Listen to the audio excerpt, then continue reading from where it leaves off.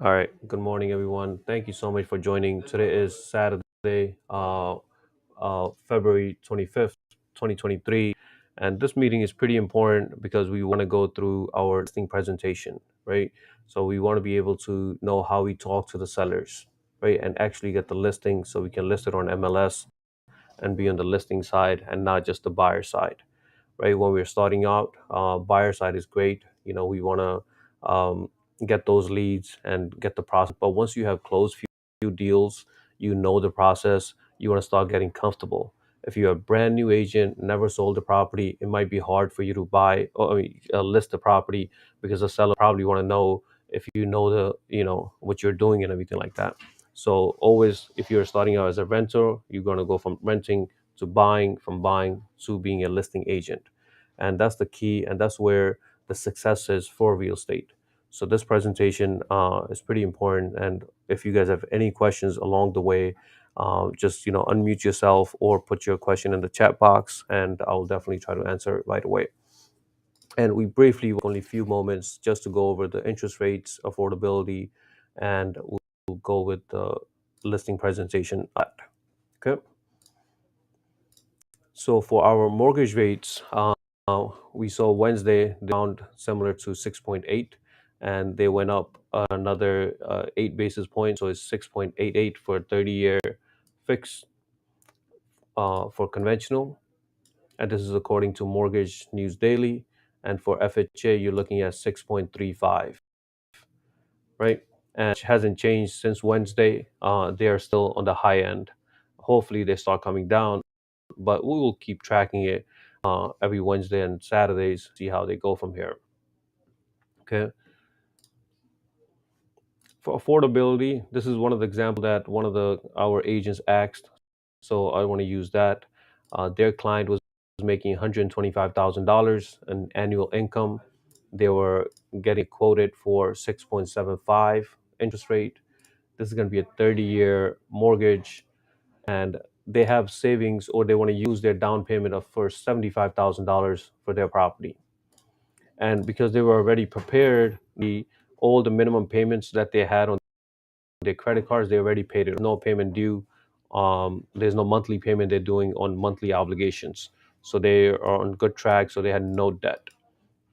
They were looking in Queens, and the property that they saw had property tax around $6,000, a little bit less than that, but around $6,000. And the home insurance, we assumed it was around $1,500 on average. And the DTI, their debt to income ratio, we said if it's a conventional loan, will go up to 49%. Based on this, they qualify to purchase a house up to $723,000. Okay. And based on that, they are interested to know how much their monthly payment is going to be, which is $5,100.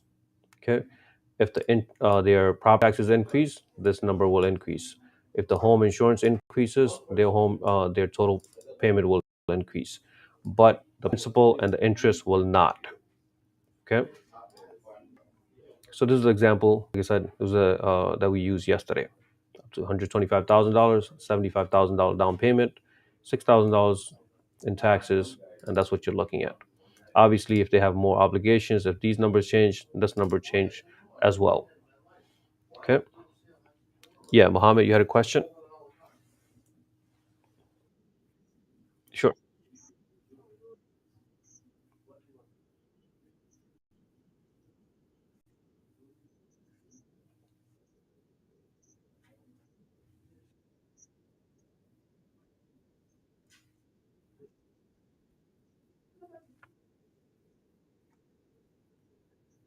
I love this question. Yeah, this happened a lot during COVID time when the interest rates were around 4%, right?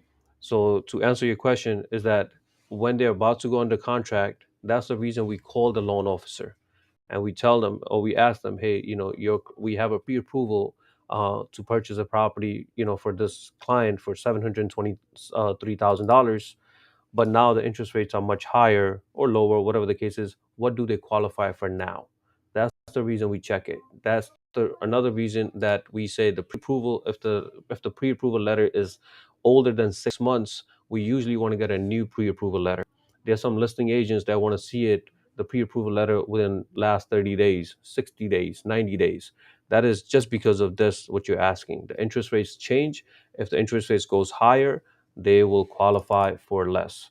So let's say the same scenario here, everything else stays the same, but the interest rates during COVID, let's say it was 4%. Same person, nothing else changed. The interest rate did change, and instead of seven, it went up to 900,000. $200,000 difference. So it's a huge difference when it comes to interest rates. So it's best when you're doing it and you are filling out the offer sheet and you see an offer letter that's more than 5 months, 6 months old. It's a good idea to get in touch with the loan officer or have your client get in touch with the loan officer and get it updated pre-approval letter with current rates. You know, the only time the bank or the lender will be committed to that interest rate when the actual contract is signed and they have locked in the interest rate. Once we had that situation too, we have locked in interest rates for 5.8, and we're going to close maybe next week or so, and the interest rates are going above 7. The person will still get that locked in price, right? The locked in interest rate. So pre-approval, just got to make sure they're within 30 to 60 days. Get in touch with the loan officer. Does that answer your question, Mohammed?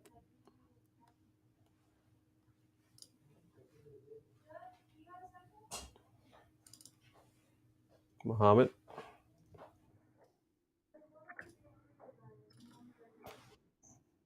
All right, perfect. All right, sounds good. Yeah, so huge difference. Even if it goes from like 6.75 to 5.75, it dropped on one, and now from it went up to close to 800,000. So interest rate makes a huge difference when it comes to this. And we had this, especially when we're making that transition from COVID. The interest rate really low, and people thought that they really can afford $600,000 property. But when they go under contract, the deal was a dead deal because nobody actually got in touch with the loan officer. They submitted the offer, and then end of the day, they couldn't qualify. And the bank simply said, hey, we can't give the loan because the person doesn't have enough money, or they don't qualify because the interest rates went up, affordability went low. So we got to keep your eye on that. So that's a good question, Mohammed. All right, guys. Next, this is for new build properties. This is article from yesterday. It did spike up 7% in January. So these are new property that's being built, uh, and they are going on the higher end, and they are in high demand. Anytime you see a brand new property, those are the property that people are willing to put in the premium, pay the maximum price because they know that they don't have to touch that property for some time now because it's a brand new building.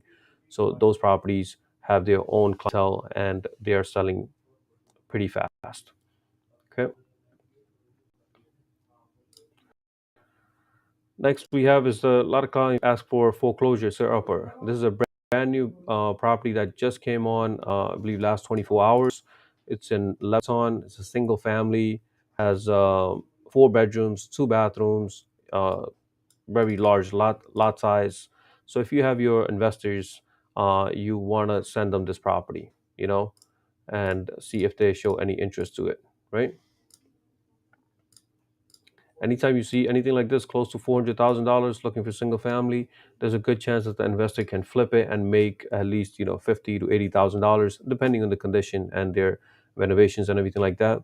But this is definitely one of those where anybody that you think that is an investor, send them this property right away today, please. Okay. Any questions before we move on to our main topic of listing presentation?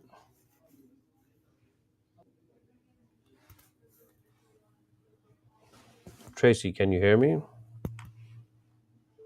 I don't know what's going on with the audio. You guys having any issues with the audio, guys? Yeah, just few agents. I'm not sure. So it's Alicia now and Tracy.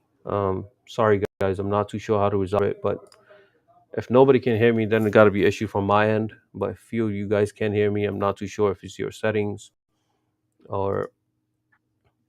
But yeah, yeah, you guys can try that. Well, for Alicia, it was just too low, and for Tracy, she said she can't hear me. Uh, But you can try that. We're just gonna be short time, so I'm gonna move on, guys. I'm recording this now. Okay, so at least that did work. So maybe Tracy's doing the same.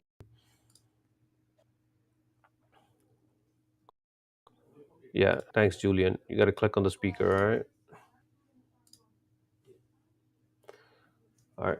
So like we said, we want all our agent to be a listing agent, right? If you are a realtor, you should be selling properties, right? You should be listing it on MLS. But let's say you're the seller now. You're not going to give a listing to a agent that don't know the process, that don't know actually how to sell the property or get the maximum amount of money that the person is looking for.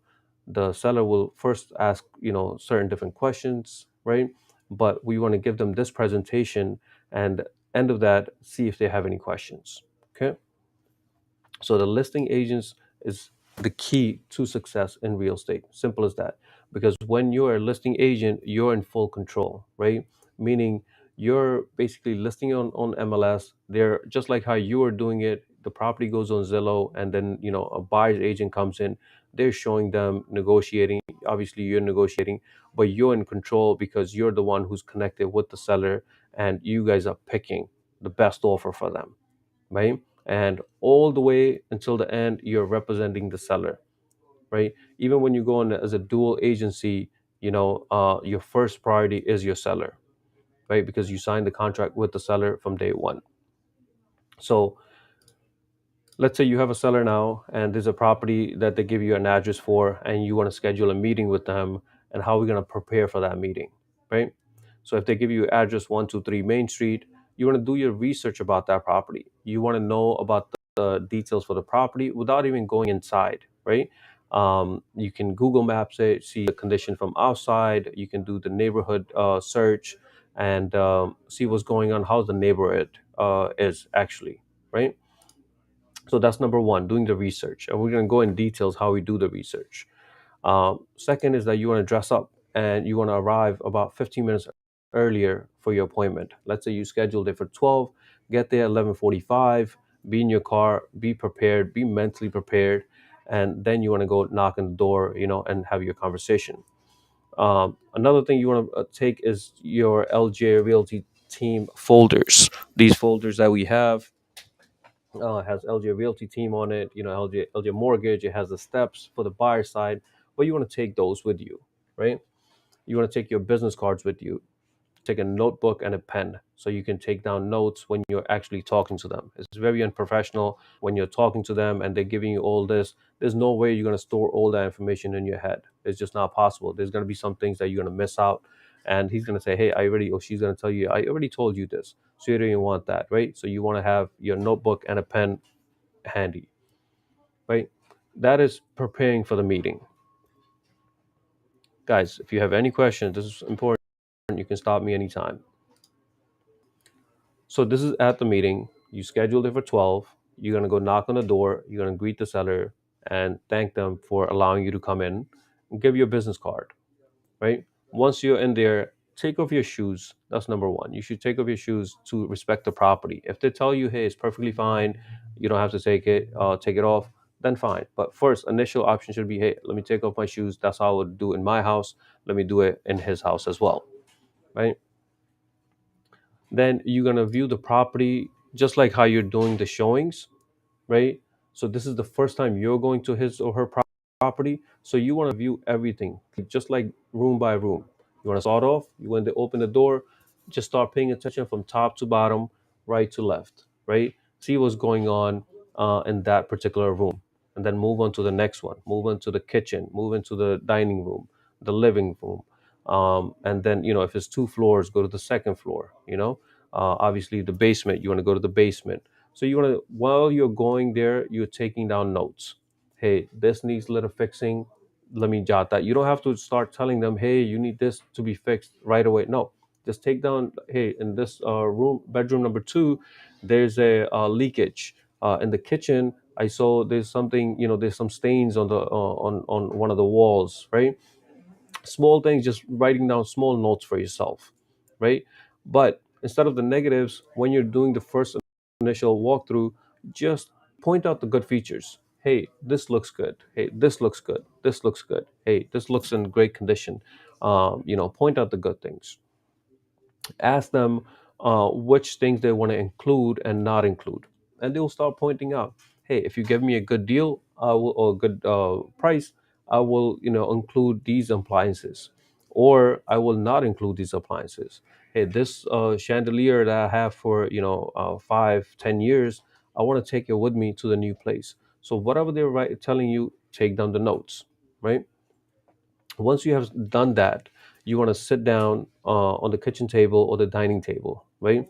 So this way you have the table, you have your forms and everything, and you want to, either if you have this presentation printed out, you can do that, or if you have it in your iPad, you can share that as well. So I will share this presentation, generic information, so you guys can make adjustments and do your presentation.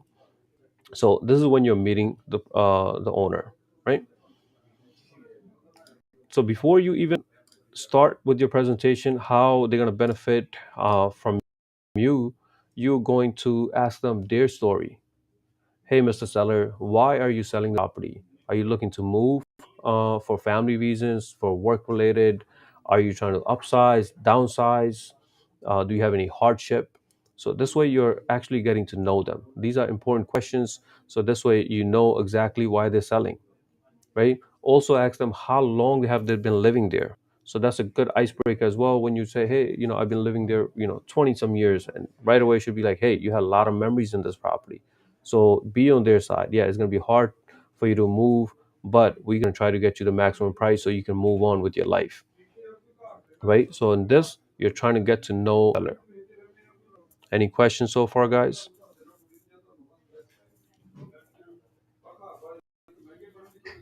So we have prepared for the meeting. We are at the meeting. We're asking the seller's story, right? We have viewed the property. We're sitting down on the table. You're asking them what's going on with their story. Okay. Okay. So next is why you want to list with me, right? Or why would the seller want to give you the listing here? They have so many options. Doesn't matter which area you in, that client or that seller has so many options when it comes to realtors, right? We know that. So how do we stick out, right? So you already asked them all the right questions with their asking about their story and everything. Now is your turn to say, hey, how could I add value to you, right? So on our goals, this is the seller and yours. So as a realtor, you want to tell them, hey, we want to find the right buyer. We just need one buyer for this property. There might be 50 people viewing the property. We probably get 20 different offers, but we just need one right buyer, right? That's for you. And because you bought this property X amount of years ago, it could be 20 years, it could be 2 years, whatever that time is, we're going to try to get your maximum amount, right? So your maximum amount of equity that's built in. Equity is simply the profit that they're going to be making after all the expenses, which we're going to go over. But just know that, use the word equity. Hey, we want to try to maximize your equity. So this way, when you sell the house, you move on, you have enough cash to do your next transaction. And we're going to make this a smooth transaction from start to finish. Once you give me the listing, there's going to be no hiccups from your end. If there's anything that comes up, I will be thus handling it. Even when it comes to negotiation, I'll be doing it. Anything from the buyer's agent side, the buyer side, you will not have any headaches. I'm going to make this transaction very smooth for you. Okay. And that's what they care about. They care about the maximum amount. That's the number one priority. Hey, can you give me the maximum amount of cash? All right. Or the amount after selling the property. And can you make this an easy transaction for me? Right. If the seller is going to go through different, if they have million, if you have questions for the seller and you don't know the process and everything like that, they're not gonna feel too confident. So you have to be confident. You have to tell them, hey, I'm going to make this smooth. Even if you're a brand new agent, you get a listing and you give us the address. This is why, as a brokerage, this is why we're here. We're here to support you and we take you to the closing, right? Even if it's your first listing, we can help you do that. So on their note should be, hey, I'm going to get you the maximum amount, and I'm going to make this a smooth transaction from start to finish. So, Mr. Seller, probably you bought this property 10, 20 years ago. I just want to just review the steps that we're going to go through, right, for the closing from start to finish. And the number one is that once you give me the listing, we're going to have a photographer take photos. We're going to market this. We're going to start doing the showings. We can do that through open houses, private showings. We can do this. I'll be presenting offers. We're going to be negotiating. We're going to go through a home inspection if the buyers requires it. We're going to go through the contract. We're going to do bank appraisal, and we're going to get cleared to close. And then we're going to be at the closing. So there's going to be 10 steps, and I'll be there every step of the way. Right? So you got to tell your seller that, hey, I'm going to be there every step of the way. You don't have to worry from step 1 to 10.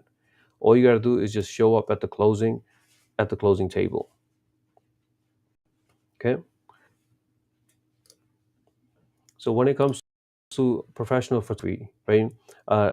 Another agent probably can just take photos from their phone or from their iPhone just because they feel like they have the tool, but doesn't make them a professional photographer, right?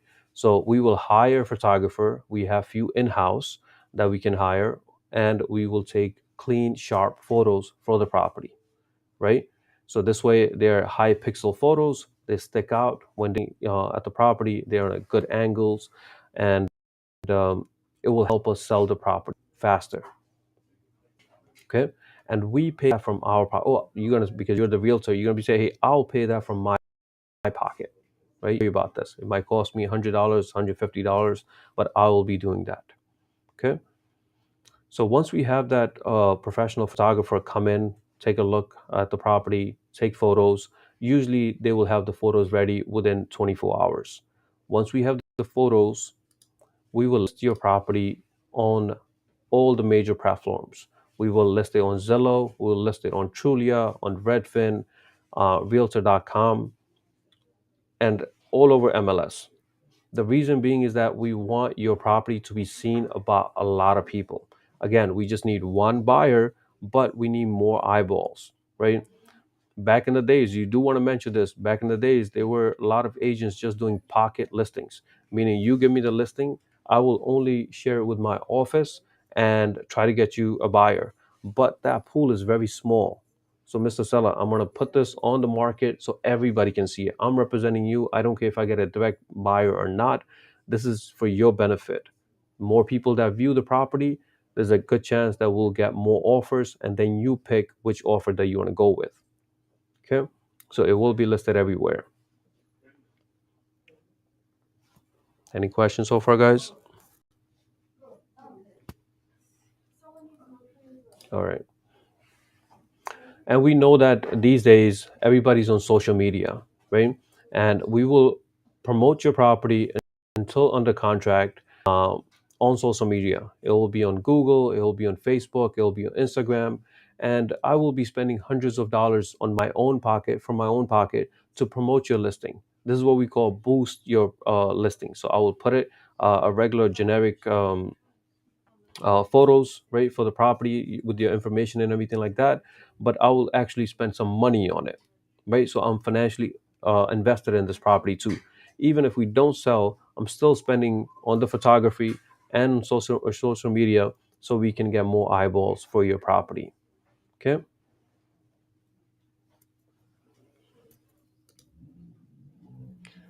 How do I get in contact with the seller? So this is the seller's presentation, right, Julian? So once you have a seller, right, there's different way of getting leads. You can get it from for sale by owners, properties, or if you're networking and someone tells you, hey, I want to sell my house. This is the presentation when you already have a potential seller, and they might be interviewing at least three to five different agents. So you might be one of them, and how you're going to stick out is by these bullet points that we're going over. Okay, and we'll talk about like getting the seller leads. We'll talk about that in the end as well. But this is, you're already gone to their property, you're presenting now. Yeah, you're welcome, Jimmy. All right, So after social media, we also have our own website, right? ljrealtyteam.net, and we have thousands of unique local users that are going to our website and browsing the properties, and we will feature that property on our homepage. Okay, so more people can view property. We will create flyers. Um, so our company LJ Realty Team also has LJ Mortgage Team. We also have LJ Insurance Agency, and we have pack and ship centers. So there's four of them in the neighborhood. So we create flyers and we promote them on these locations, again, so more people can look at the property, right? Next is the yard sign, right? We highly recommend it. It's not required. Again, the more eyeballs that you have there, more chance of getting offline buyers. These buyers might not be tech savvy, so they might not be on social media. So they not might be on Zillow or just in computer in general. And yard signs can go a long way, right? So the rule that I usually use for yard sale is if the person is already living there, let's say for 10 years or more, they don't feel comfortable putting a yard sign front of the house when they're still living there, right? They just say, "Hey, sell my property," without putting a yard sign. So I don't force them, but I do recommend it. It's like, hey, if we put it, there's a more chance of getting more buyers out there. If the property is vacant, you should tell them that, hey, I highly recommend that we put this because there's no reason not to put it. If you're not living there, why not put a for sale sign so we can get some calls right off the bat, right? So simple rule: if they're living there, they might say no. If it's vacant, you want to ask them to put the sign there. Yeah. Okay, Prince. Yeah, we're gonna go over that for the price. So this is the only presentation how we're gonna promote your property, right? We're gonna come to the price. So promoting wise, we're putting promoting on Zillow, we're promoting on social media, we're promoting on our website, we're promoting it as flyers, we're promoting it through yard sign, right? So that's the promotion. And when it comes to showings, right, we will do private showings, we will do open houses, right? We'll do well, virtual. We're doing it during COVID. They don't need it now, but it's private showings or open houses. And Mr. Seller, we work with your schedule. So if your schedule is, if you're only available on the weekends, I'll try my best to show you all the property only on the weekends. If you have Sunday as a church day and you don't want any, you only want to host an open house for 1 hour or 2 hours, whatever time works for you, we're gonna go through that, right? So it won't be just random calling saying, hey, you tell me your schedule and we're gonna go through that until we go under contract. Again, the more showings that we do, the more offers, there's a more chance of getting more offers for this property. Okay. And when it comes to offers, Mr. Seller, right? So let's say we get five offers. I care if it's low, if it's high. These are your offers. So my job is to represent you. So I'm gonna send you those offer sheets. Better yet, I'll print them out, I'll review it, and I will come to the house again, and I'll present you with these offers, and then we can negotiate. If the offer is for 600,000 and you want the 625, let's see what's the maximum we can go for that. So the negotiation part, I'll be the one who's communicating with the buyer's agent, but whatever I'm communicating, it has to come from you. You have to tell me, hey, I'm comfortable with this. Let's make that counter offer, and we'll go from there, right? But there will be no offers that is not seen by you, right? There are some agents out there, they will make their own decision. Hey, this offer is too low. This is too. No, it's got to come from you. You're the seller. You should see all the offers that are coming in, cash offers, non-cash offers, FHA, conventional. I will not be judging them. I will be presenting it to you, and then you be the one who's judging them. Okay, and then do a counter offer. And once you have accepted an offer, we're going to go through an inspection. There are many times where the buyer is really ready to go and they will waive this inspection, right? We will ask for that. So I'm representing you, Mr. Seller. So we want, the least amount of headaches. So we will try to see if we can get that inspection waived, right? If that's part of our negotiation. Depending on the from the buyer side, if they want to waive the inspection or not, we will see. But if the inspection does happen, I will be there at the inspection. I will point out the things that needed to be pointed out, and come back if they come up with these objections. I'll be the one that's handling it. You don't have to worry about it. Okay. So that's the home inspection. So, Mr. Seller, what do you want to do in this situation? Is like we already reviewed them, and you already took down notes, and you already said, hey, there's a leakage there, there was stain there, there's little cracks here. Let's do cosmetic upgrades. If we do small cosmetic upgrades, that will bring up the value. It'll be less reasons for the buyer's agent to negotiate down, right? When the property is fully renovated or does not have much things to be fixed, it's harder for them to say, hey, we want to negotiate this down because of that. Okay. So I'll be definitely handling that. And when it comes to the bank appraisal, right? For bank appraisal, again, they might be just like how they waived their spelled wrong, right? When just like how we said the inspection can be waived, the bank appraisal can be waived too. If the buyer is really ready, they love the property, and they're willing to put in 625 as the offer, but their bank says 600,000, there's a $25,000 gap. If we put that contingency for no appraisal contingency, the buyer has to worry about that, right? Our job is to ask for that. Hey, or is to the buyer's agent, is your client willing to waive appraisal contingency? If they are, great, we have no headaches. We can save a week as well because there's no appraisal done. But that will be my first approach with every offer that we get. Okay.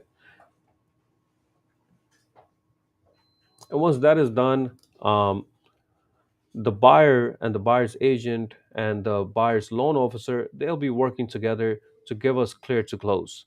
All we have to do is just make sure that the bank actually give clears to close in X amount of time. If the contract is for 45 days, we want to get all these things done before and have clear to close before that.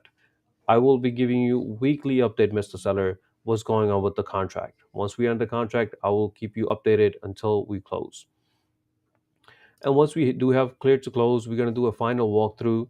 Just like how the buyer saw the property initially, they're going to do it one more time before going to the closing and just making sure everything's functional. So, Mr. Seller, just take care of the property for those 45 days, just like how you have been doing it for last 10 years, right? Just make sure that there's no new things that come up, no new leakages, malfunction with this or that, with the bathroom, the kitchen. Just make sure everything is in working order. That's what we're looking for. As long as it's in working order, we should be good. And then, Mr. Seller, is going to be the closing. We all, the buyer's agent, the seller's agent, the attorneys, everybody will meet at the closing table, and you will be signing some documents, and the buyers will be signing documents, and that's it. We'll be at the closing. Okay. And the time from day one until the closing, from the contract to closing, we're looking at on average of 30 to 45 days. If anybody wants it longer, we will object to that and see if we can get lower. But that's the time frame, 30 to 45 days. We want to close your deal. Any questions so far, guys?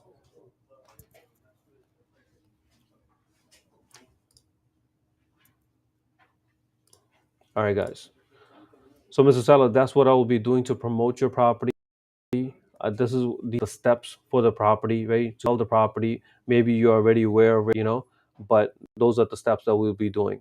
And now we're going to be doing comps, right? So this is when we said, and initially you already have the property address and you want to do the comps when you're going to the listing presentation. So this way, that this property value is X amount. So how do we find that? We have different tools, right, for comps. You can do comps from geodata. This is what we show a screenshot here. There's RPR. You can get the value from there. You can actually look for active and sold properties on MLS. You guys are already paying for the service, so why not use it for the sellers as well? So, Mr. Seller, you want to sell this property in 11420 in this zip code. It's a single family, 40 by 100 lot size, 3 bedrooms, 2 bathrooms. similar properties in your neighborhood. Hey, there's one property up the block, there's one 5 blocks down, and it's listed for X amount of things. So this way they can visually see it, you know, the property. And you want to compare apples to apple. If if his property is 40 by 100, please do not give them comps for 20 by 100 lot size. Make sure that all the specs are the same, but you want to have at least 3 or 4 different sheets of the comps. One is just from geodata, that's the most simplest one. The second one is going to be RPR, and then have at least a few different listings for active, a few different listings that's sold, in the last phase. So they get the full picture. Hey, this is what's available on the market. This is what's been sold. This is what the geodata is saying. When you talk about geodata, you can mention that hey, the bank appraisals are using the same tools, right, to evaluate properties. So we're using the same tools to you. Hey, this is what they're gonna come up with. So we don't want to put it on the market for way low or way high. Okay. Whose question was that? Prince. Does that answer your question when it comes to printing?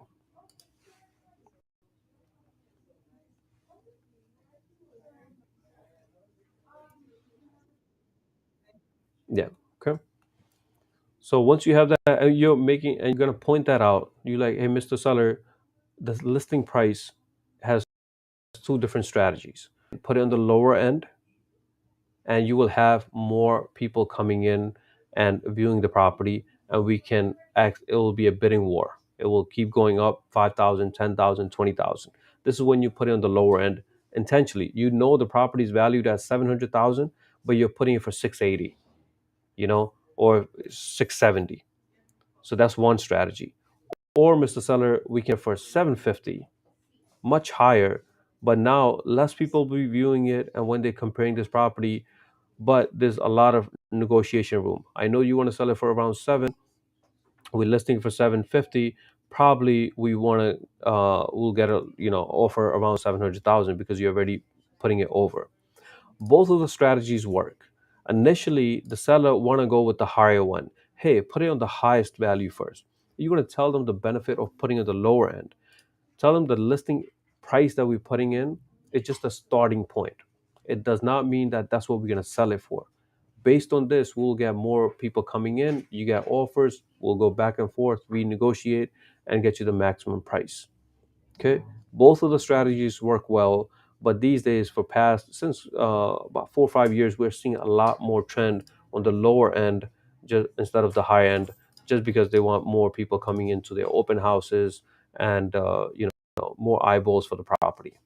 And you don't want to, if the true value you like is 700,000, you don't want to put it for 550. No, you just want to be stay in the ballpark, but just a little bit less, right? So it looks appealing, and more people can come in. Okay. Any questions so far, guys? Oh yeah, Mohammed, go ahead. You had a question?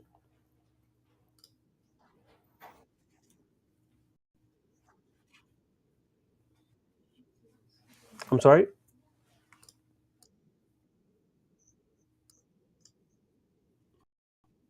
Hmm. No, no, they start off the same way. I mean, they do it. This is how appraisal will do it. They will use geodata. They will use other tools that they have, but they will. These are just generic. They're not doing actual comps, right? So this is just a starting date. The property, according to geodata, is this. But what makes it with appraisal is the actual sold properties, not active. They don't. I mean, like we said, the active does not mean that that's going to be the selling price. They actually look at the sold one. Hey, these are the sold properties. So when you give them the geodata value, RPR, and these, you are giving them the whole picture. The bank appraisal will take the sold one and the geodata one to evaluate, and obviously the condition of the property and stuff like that, right? All right. The seller, oh, one second. Alicia has does the geodata. Yeah, Alicia. So on the last meeting we discussed this. So geodata did change to Atom Data. Atom company is the one who bought geodata many months ago, but they just made the transition now. So anytime, same login though. If it takes you there, but it just look yeah, it looks a little different just with the color coding, but same logins, same features in there. Okay. All right, guys. So after doing the comps, so this way, know they know what the value should be, right? They're the seller. They want to go with the highest one. Okay, fine, we can go. Or if you tell them enough, and they probably say, "Hey, let's list it for 699, or for 680, or whatever the case might be." Okay. Then you want to tell them, "Hey, Mr. Seller, even though we're selling the property, you're the seller. I'm, representing you. We just want to see what's going to be the buyer's concern." So these are the same concerns that the buyer has when you actually bought this property too, whatever time, how long ago. It's the location, it's the property size, and the condition. And we said before, cosmetic upgrades can make a huge difference. So let's take care of those. We said, list your property at a competitive price so you can win in a bidding war. I'm the one who's going to be going back and forth negotiating, but just know that both strategies work well. And especially on the lower end, it works even better in this type of market. Okay. So, Mr. Sala, I already told you how I'm going to list the property. I already told you, the features, what I represent, and everything like that, my company. Now, I want to talk about how much you're going to actually take home. And we're just going to use two or three different scenarios, Mr. Seller. And I want to see when you're at the closing table, there's no surprises, right? There's a lot of agents, realtors out there. They will leave out one or two things, and then you are hit with a $10,000 bill on the closing table, and you had no idea about. So I don't like any surprises at the closing. I want you to give me more referrals after you move on. So in order to do this, our company created a seller's takeaway amount sheet. So I want to go over that, and I have different scenarios based on your needs. So as guys, we know that this sheet here, seller's listing breakdown, it's in Dotloop and it's in our um, ljagent.com under forums, right? So let's go through this. So this is what you're asking the seller. Mr. Seller, let's just imagine that we list this property for $600,000 and we're going under contract for $600,000, right? What is your current loan balance, right? You have to stop and wait for the answer. And they will tell you, hey, I'm not too sure. And then you're like, hey, do you have your old statement or most recent statements, right? It will tell you clearly, hey, this is the payment that you're doing and this is your current loan balance. Especially homeowners that's been owning a property for a long time, they know exactly how much their loan balance is. And let's say he tells you or she tells you that it's $250,000. Okay, tell them this number will change until the closing date. So you keep paying your mortgage just like how you're doing it, but when under contract and we have clear to close, your attorney is call up your bank and say, hey, we're closing on March 1st. Could you please give us the payoff amount? Right? So that payoff amount will be exactly what the bank will get paid at the closing table. So they're satisfied with their mortgage. Okay. So just give me a rough number. You say, hey, it's around 250. Great. I'll put 250. Okay, Mr. Seller. The next one is the transfer tax. This I want you to understand because there's no way of running away from this. This transfer tax, you have to pay this. The seller usually pays this, and it really depends on where your property is. The tax rate changes. So if we know that he's in Queens, that he's going to be paying 1.825%. If the same seller is in Long Island, is not part of the city, right? He's in Long Island, he's only paying zero point 0.4. So huge difference. Okay. I use the higher one just because we're in Queens, and if you get a Queens listing, you want to put in 1.8 or 1.825. So you take 600,000 minus 1.825%, you get almost 11,000. Excuse me, you get $11,000, right? 10,950. This, Mr. Seller, you cannot run away. So whatever the final price that you're going to be selling the property, you have to pay this percentage to New York City and New York State. And how is this 1.4, 1.8 broken down? Zero point 0.4 goes to the state and 1.4 goes to the city. Okay. Total NYC seller pays 1.8. Again, if it was just a Long Island seller, would be only paying 0.4%. Okay, so that's the transfer tax you have to pay this. Now comes to our fees, right? So as a listing agent, I will be representing you until the closing, and I need to get paid X amount of percentages. You can say, hey, 1%, 2%, 3%.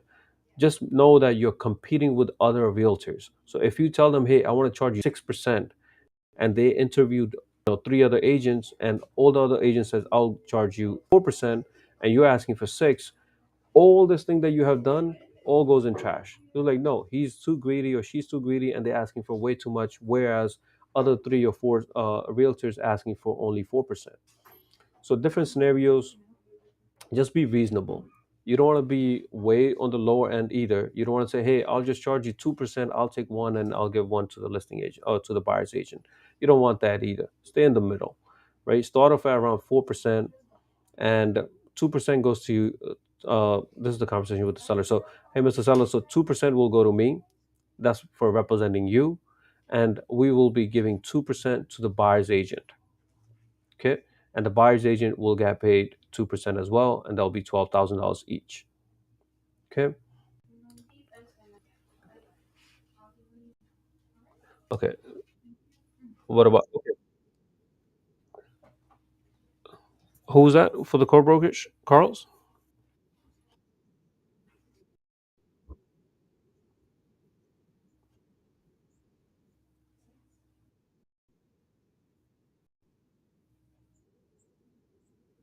Yeah. So this way you would negotiate, right? You can have it on a sheet of paper, and have these terms that if I'm the one who's I'm listing it right on regular market, I'm putting on MLS, and there's another buyer's agent involved, he will get 2%, I'll get 2%. But if I'm the dual agent, right, I'll charge you 3% total. Okay. But Mr. Seller, if you can find a buyer on your own, it has nothing to do with me, right? I will only charge you 2%. So there's different scenarios you can do. It all depends on the individual that's selling it, how comfortable they are, and how much they're willing to do it. Just the core brokerage side, as long as there's another agent involved, I need 4% total, two for me, two for the other agent, right? If the same property now is a two is over 1 million, they're now going to pay for two and two. That'll be $40,000, right? Anytime the property is more than $1 million, the negotiation is around 3%, one and a half to me, one and a half to the buyer's agent, right? If it's $1 million property, you ask for 6%, there's no way they're giving $60,000 in commission. Okay.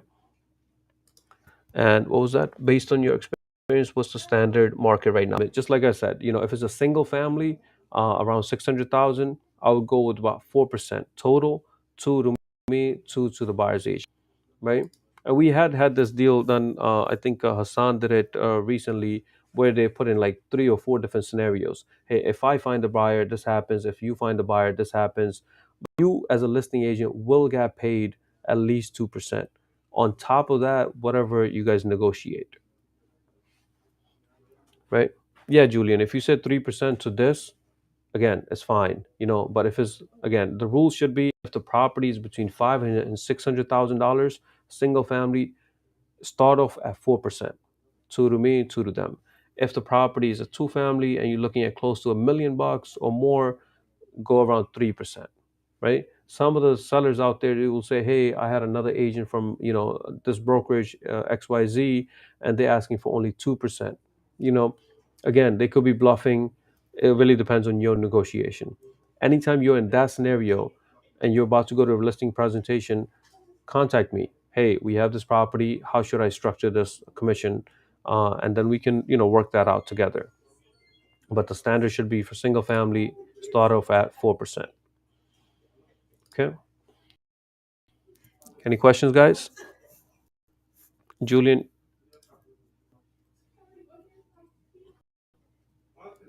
All right. Okay, sorry about that, guys. Yeah, okay. Sure, that's fine. So these are the fees that they're going to be paying. Mr. Seller, the next is going to be your attorney fees. There are some attorneys that charge as low as $800. There are some attorneys that charge $2,000. So I'm in on an average of $1,500. It'll be $100 up or down, but we see with our attorneys that we use, they charge about 14 or $1,500. So I'm putting $1,500 as expense. Okay, so you take $600,000 from here and you start subtracting everything else from here. So 600,000 minus 250 minus 11 minus 12 minus 12 minus 1,500, it should give you $313,000. So, Mr. Seller, you're going to be, when you're, the check that you're going to be getting from the attorney at the closing after paying off everybody is going to be $313,000. The next question should be, is that something that in the ballpark that you were thinking about? Because initially, if you're the owner and you own the property for X amount of time, you already have an idea how much equity I have in the property. They probably missed out on the transfer tax, which you're pointing out, or the attorney fees, right? Or the loan amount, or not having the full amount there. But there should be no surprises at the closing. Okay. Again, if as a realtor you missed out transfer tax, hit with $11,000 at the closing, they'll be upset. Hey, you never disclosed this to me. You know. So always tell them this. So this is pick number one. You're going with three different sheets with three different scenarios, right? So pick number one is going to be your 600,000 with these numbers. Your pick number two is going to be $25,000 higher. Okay. So this one was 600,000. The second option is going to be 625. Again, the loan balance is not going to change. The transfer tax will change because it went up higher $25,000, and the difference is going to be around $1,000. So the last one we saw was 10,150. This not even. This one is $11,406. Right? Our fees, they went from 12,000 to 12,500 each. So you're paying about $1,000 more in the brokerage fees if you're doing 625. Attorney fees will not change. And if you take 625 minus everything else we have as expenses, you're left with 337. So pick number one, you are taking home 313. Pick number two, you're taking 337. There's a $23,000 difference when we're listing it for $25,000 higher, right? And then you want to do another example of 650, right? So you have 600,000, 625, and 650. You don't have to put $25,000 intervals. You can, really depends on your situation. Probably do 580, 600, 620, you know, but always go with three different picks because this is what was going to get you the listing. Because you have done everything else, you already showed them all the plus points that's going to get you the listing, how you're going to get them to the closing. You already did the comps, them, right? You're telling them all the goods and the bads about the property to do the cosmetics and everything changes, and you're going over the takeaway amount, right? Next job should be for them to pick one. They're going to either tell you, hey, usually the middle one. They say, hey, I like this one. I had many deals with listings where the husband says, hey, I will go with pick number one, and the wife goes with pick number three. I love that because they're not into anything else now. They're just thinking about what should the listing price should be. Okay. And this is one of the most important thing part of your presentation when you're taking it with you. Okay. Any questions on this, guys?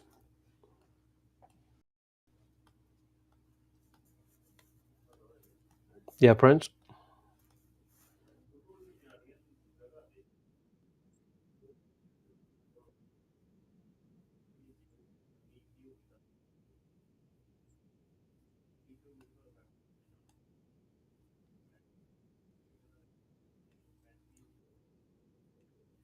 Yeah, that's exactly that. What I mean, yeah, the seller feels like the property will sell itself. I don't need a listing agent. I can probably save 24,000 or $25,000 on commission, right? But look how much headaches that the listing. If you see a for sale sign and you see a number there, you should always call that. and you say, "Hey, I'm with LJ Realty team. I see that you have a property. I just want to know the specs. How many bedrooms is it? How many bathroom is it? What are you asking for?" And then as a realtor, "Hey, I have buyers, but I just want to come take a look at the property. Can I?" When you're going viewing the property, this is again, he's the one who's showing you that, right? How many times he's going to do that? Every time he has a buyer or a potential buyer, he has to go through showing, negotiating, going back and forth, so many headaches, right? And still probably not get the maximum price because you're doing the comps, you're doing this, you're negotiating. They would want a realtor that can help them get the maximum amount. That's what they care about, and making sure there's a smooth transaction, right? So anytime you do see those signs, call them up and be confident that you can make a difference for them. Okay. Any questions so far, guys? Yep.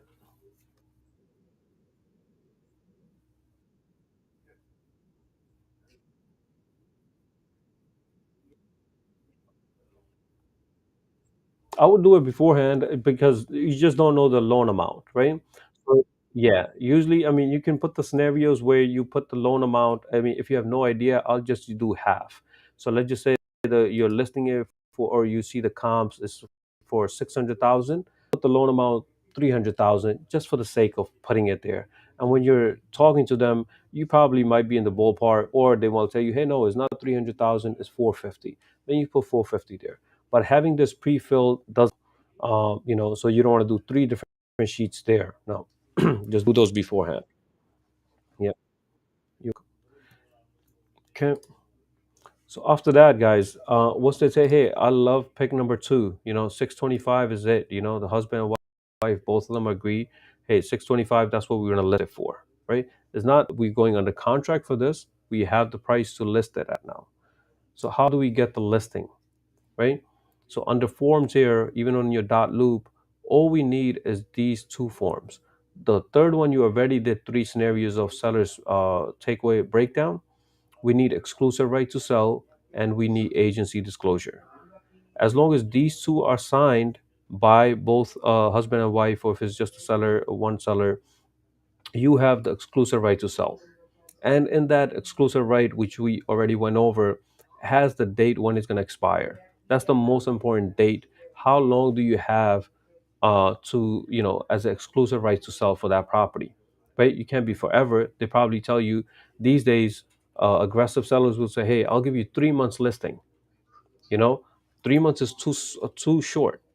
And you might say, "Hey, no, I need a year listing," and they might think a year listing, that's too much for me, right? So where should be the middle? I think 6 months is right in the middle. Asking for 6 months is, you're going to tell them, "Hey, after I put the property in the market, my goal is to go under contract within the next 30 to 45 days. And from there, once we're under contract, another 30 to 45 days for the closing. So I need at least 6 months listing where we can get you the property sold at the right price and there's no rush. If you want it in 3 months, I don't know how many eyeballs I can get in 3 months and what kind of offers we'll get in 3 months, but 6 months listing is the right amount of time.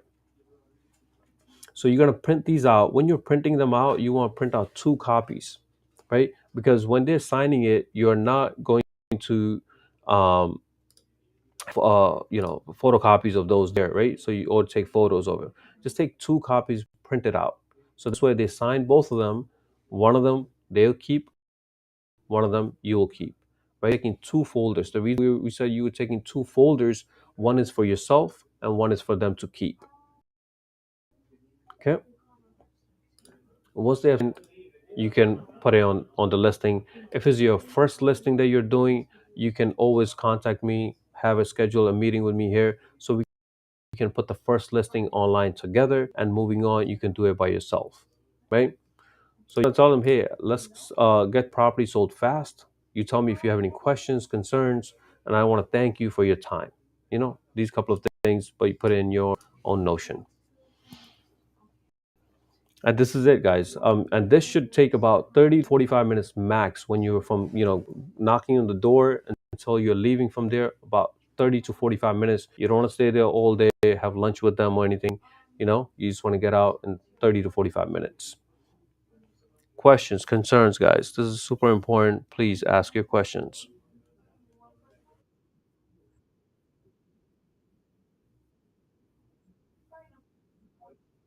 Open. They will go open listing. Open listing would be they won't give you exclusive right now, so you cannot put it on the market. If he gives you an open listing, he's telling other agents the same thing. He's maybe telling five different agents, "Hey, I'll give you 2%, but it's an open listing. If you find me the buyer and it's your buyer, you're about to go into contract, I'll give you 2%." But in this situation, you want exclusive right because you're giving them all the selling points. You're making it, it'd be no headaches for them. You're doing all the research for them. You're negotiating for them. Tell them all you have to do from the day you give me the listing is just tell me the times that you want to do the showings. I'll be doing everything. I'll take you to the closing table. You just got to show up at the closing table, right? Of course. And this is a presentation. And they're, let's just say they're interviewing five agents. They're only going with one. Four of them are getting rejected, right? So we want you to be the one who's winning this, exclusive right just because of what you're offering. Again, if you're asking for a ridiculous amount of commission, and you have everything else checked off that you're going to be promoting it, you're doing this and that, but you're asking for 6%, everybody else is asking for less, they're going to think that you're too greedy and they're going to judge you based on that and just not go with you. Or they just might feel like, if it's, let's just say everybody else is asking for three and you're asking for four, it's just a percentage higher. They might say, hey, they have a lot to offer and she's going to be doing a lot of promotions online. So let me give her this much, but you just got to be reasonable. Yep. What else, guys? Questions, concerns? You guys feel any little bit confident of, actually, if you guys have a seller now, let's just say a seller calls you, say, hey, I have a property and, I want to sell it. You guys know how to talk to them, how to sell.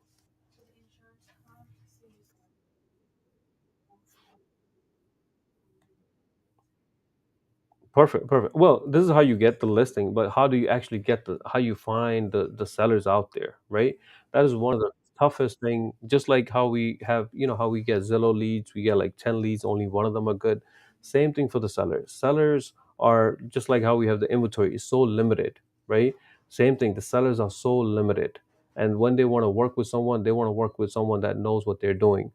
You can get sellers leads, right? You can purchase them, you can get for sale by owners through Vedex or Mojo Dialer. But those are just like, they're not super solid. But at the same time, that's the only way to get those seller leads from online. Otherwise, it's just through networking, just having your name out there. Usually, the seller, let's say you're doing postcards and you're doing postcards to this zip code and you're doing it every month, and you're consistent with it. And when the time comes to sell, they probably give you a call because they saw your advertising more than anybody else, you know? So finding sellers is one of the toughest thing. If it was easy, everybody would be doing, presentation and meeting with the sellers.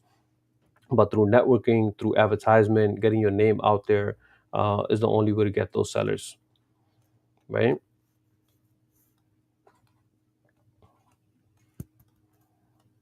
Any other questions, concerns, guys?